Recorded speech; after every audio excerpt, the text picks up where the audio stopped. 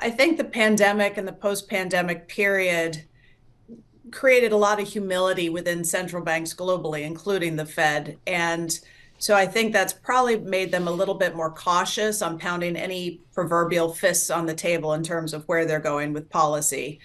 Stick to the data releases. If inflation stays on track, if growth moderates softly, wonderful, we can get some rate cuts this spring. And if it doesn't happen, the Fed is allowed to change its mind. I think that's what Powell is getting at. But I think to the degree there was waltzing yesterday, so to speak, it largely is a reflection of what happened in the last few years and them realizing how complicated this particular economic cycle is.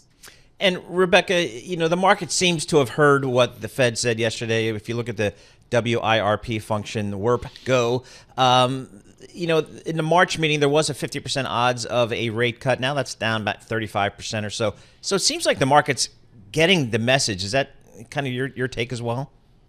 Yes and no. I mean, obviously the pricing in of March down, pricing in of May up, now about 93% odds of a cut in May. What was striking to me, though, is when we look at what's priced in for Fed funds today versus before the meeting, is we still have about 150 basis points of easing priced in for this year. That hasn't changed really since before the press conference. So it's just getting compressed into a shorter time frame. And I still am skeptical about that. I think you would have to see a lot of things go really perfectly right to get that amount of easing and get the double-digit earnings growth that's still priced in for the S&P this year. Rebecca Patterson with us, our tech analyst this morning. Rebecca, I looked at the operating cash flow of Microsoft yesterday, and this is with your tour of duty at JP Morgan years ago. I think we really don't understand the size, the scope, the scale of Fortress Diamond, or frankly, Fortress Satya Nadella as well. Apple Computer today, pre-pandemic, they had $59 billion in free cash flow. Paul, basically they've done a double. Yeah, sure. I mean, in like 4 or 5 years. Do we understand the size of these companies, Rebecca? And how can we not own them if they're that dominant? I think you have to own them. The question is, are you underweight, benchmark weight, overweight? And with the valuations today, with the expectations for growth, as we've seen in the last few days, any disappointment versus what's priced in the earnings season gets some profit taking. But if you take a longer term view, and I try to on these things, I'm not day trading, with that free cash flow, with the comparative advantages they have, the moats they have, the technology, the personnel, comparative advantage, whether we're talking tech or you mentioned JP Morgan, I would argue they're in that camp too.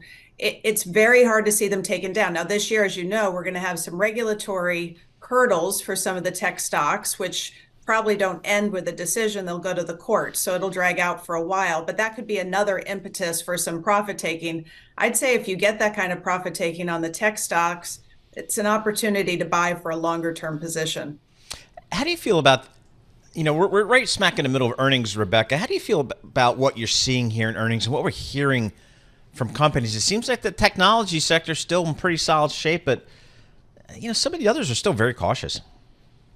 Yeah, well, we've seen that divergence in the economy over the last few years. If you look at the business sentiment surveys, the PMIs, we've seen a manufacturing sector that, reflected in those surveys, has been modestly contracting for 14, 15 months now.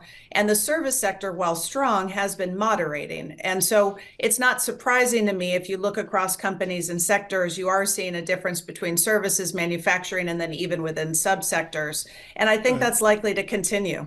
Rebecca, we got to go to your wheelhouse, which is dollar currency analysis and that. What does the strong dollar, the resilient dollar, what does that signal? Well, in the last 24 hours, it's simply a reflection of the March rate cut being pushed back, so higher short-term interest rates. But I mean, in the last 6 months, the last year, it's been extraordinary how we've seen resilient dollar and underperformance of international equities. It's just been absolutely stunning. I agree with you, Tom. You have to remember that compared to when we started our careers and trade flows were the dominant cross-border flow, today it's capital flows. And where does capital go? Goes where growth is stronger and ideally where valuations are attractive. Right. Now, U.S. valuations, we can argue, are not so attractive, but growth is so much more attractive in the United States versus the rest of the world today, by and large. Money keeps coming here, and that keeps supporting the dollar and U.S. stock markets. Sounds like Bob Sinch from years ago at Bear Stearns. Okay, Bob Sinch or Rebecca Patterson, great, except the great destabilizer is Japan.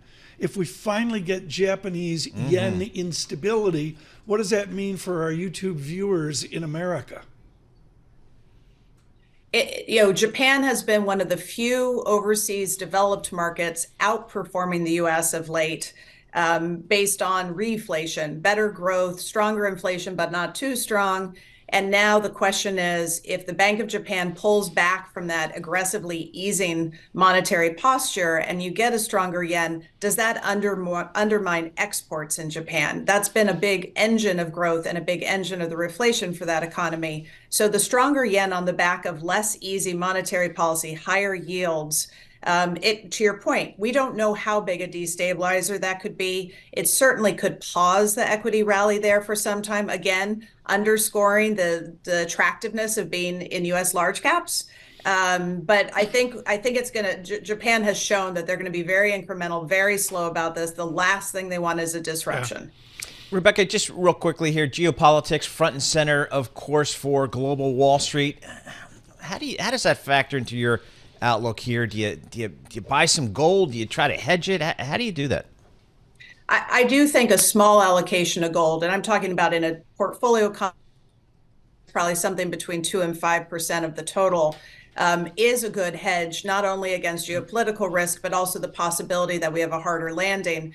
But I think in the case of geopolitical risk, what you always have to ask is, if this risk becomes reality, does it have a material impact on my view of the economy globally or in that region? And does it have a material impact on markets? Why the market doesn't react is because so far it doesn't change your broader economic thesis. If we do see that change, then the geopolitics will matter a lot. And unfortunately, it's the sort of thing that happens quickly. So you have to plan ahead. You have to do your scenario analysis now, because when it happens, you don't want to be reacting with the market moving against you.